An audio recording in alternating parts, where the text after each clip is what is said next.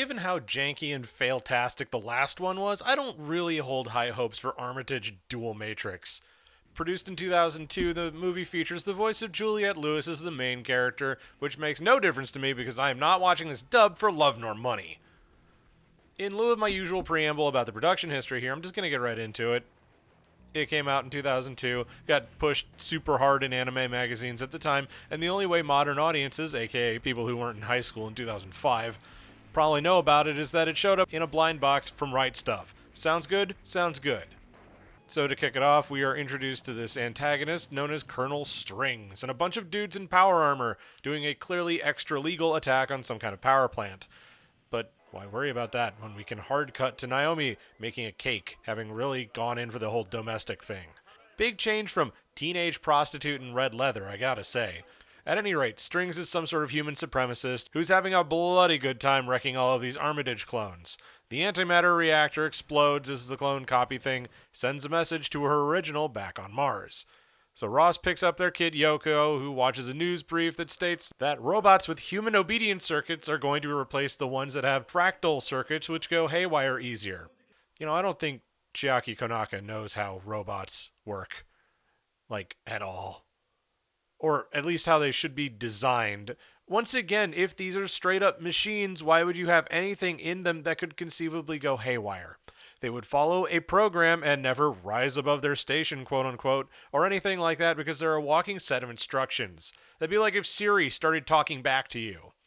It's sci-fi written by people who don't understand sci-fi.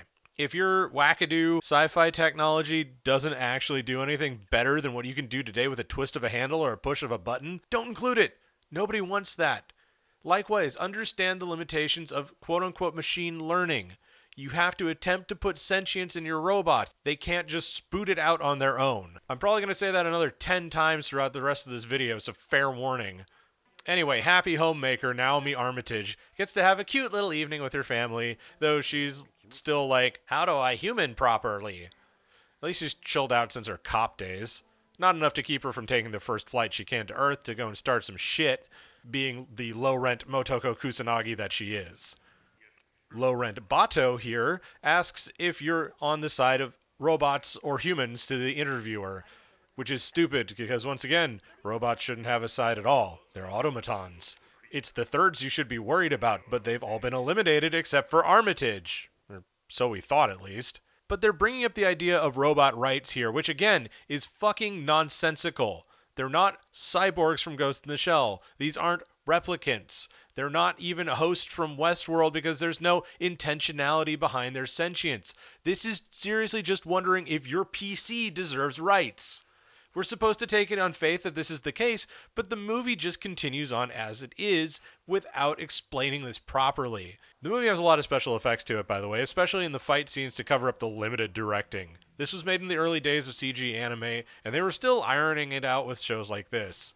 It's really jarring when objects in the world have been made with probably the best computers anime could buy at the time, but hey, 2002, right? At any rate, Ross goes to his security job when it comes under attack all of a sudden and gets stuck in a firefight. They're aiming to blow up this rocket fuel facility, but Ross locks down the place and drills the guy who's about to throw a grenade, which, well, there ain't much left of the guys afterwards. The three who escaped were robots. The guys who got grenaded were humans. So now it's a big to-do that Ross was doing his job, I guess? I don't know, this movie makes huge leaps of logic to try and make a point and ends up doing neither. He actually makes a pretty good point here, saying robots are machines and the humans are the criminals. This is, in the eyes of the writer, apparently an incorrect statement, in spite of being completely fucking factual. Folks, this is 20 minutes into an hour-and-a-half movie, and I'm already dead inside. Anyway, Naomi gets the drop on Strings, but doesn't blow him away quite yet. No, that honor goes to the robot bodyguards of Demetrio Mardini, the guy who runs Earth Robotronics. He wants to cut a deal with Naomi for the data on her robo-womb. Yeah, I said robo-womb. No, it doesn't sound any better the more you say it. Demetrio also says that he can't let robots have rights because it's taking away jobs and slowing down production for his company, so guess we can add something else to the list of things that Chiaki Konaka doesn't understand. Number 1, machine learning. Number 2, politics. And number 3, fucking economics. But yes, Demetrio wants to give the Thirds lives meaning, loud groan, by turning them into baby factories and thinks that they should enjoy the whole ride. Naomi tells him to fuck off. Quite rightly so, I should think. Ed 209's angrier cousin kicks in the door. He's got some sort of jamming function that screws with Naomi's vision, but Naomi uses her telepresence on it and escapes into the sewers. She got turned into a shish kebab on the way out, so she's not doing super great. So, of course, when she's at her lowest possible point, this weirdo pervert called Mouse comes and, of course, takes all of her clothes off and further dehumanizes her, because of fucking course they do. Incidentally, in the dub, Mouse is voiced by Ahmed Best, who is best known for voicing Jar Jar Binks. Talk about a lateral career move, huh? Ross is getting told to try and push for more robots on Mars because apparently Mars needs robots. They have a problem with a labor shortage and general antipathy towards robots. I think they actually need less of them. This universe doesn't function on any sort of logic that I can track. Boo, bagoo, oh, we need more robots up here on Mars. Boo! Why do you need more robots up there? The only thing you do is put your dick in them. Oh, also, have a chuckle at the Pioneer logo in the background there. I guess it's an alternate future where they're still in business, huh? Ross gets to Earth, where they're ensuring the robots will get built with a loyalty circuit to make certain that they won't harm humans, and I really fail to see how this is a problem. It's a civil liability suit that should have been settled when the first robot stepped on somebody's toe. Demetrio kidnapped Yoko, of course, and now he wants Ross to vote against the bill. Okay, fine, whatever. Oh, look, Naomi is better now. Oh, look, Ross voted against the bill. Now Robot rights is tabled until somebody else brings it up, I guess. Anyway, Demetrio has built two Naomis, trying to figure out how to make them babies with them, but they don't work right. I mean, did you even try putting your wiener in them? He threatens Mouse for it, who tells him, quite rightly, that copying her hardware should produce the desired results. I mean, don't they come with the necessary bits? Wouldn't you need a biological uterus? Or do you just not know what to look for? Look, I know you straight white guys have some trouble finding the clitoris, but the whole fucking uterus is a bit much. At any rate, now he's back to her stripper gear and Ross is on the run. Well, lucky for Ross, his pet psychopath shows up to fight a helicopter for him and looks terrible while doing it. I know CG wasn't great back then, but this is particularly wretched. Not as wretched as Naomi and Ross talking about their feelings, though. At least at this point, it feels a bit more earned for Naomi to have these emotional moments since she's gotten more human and less crazy stripper with a gun in the intervening years. Oh, wait. I stand corrected. Back to crazy stripper with a gun as the action scene starts. So, by this point in production, we're living in a post-Matrix world, and when it was made, it was still fresh, so maybe this had a little bit more impact back then, but now it just looks like a sad copy. At any rate, she gets in a scuffle with Ed 209-1 while Ross goes hunting for their daughter. She's in a fridge, incidentally. Make your extrapolations from there. Naomi gives herself up, and we learn that Yoko is just a normal human girl. Thank God, because if she was randomly part robot somehow, I think I probably would have shit myself in anger. Now, forgive me for being weird, but I'm pretty sure that the reason that she can have kids is because they installed a reproductive system in her.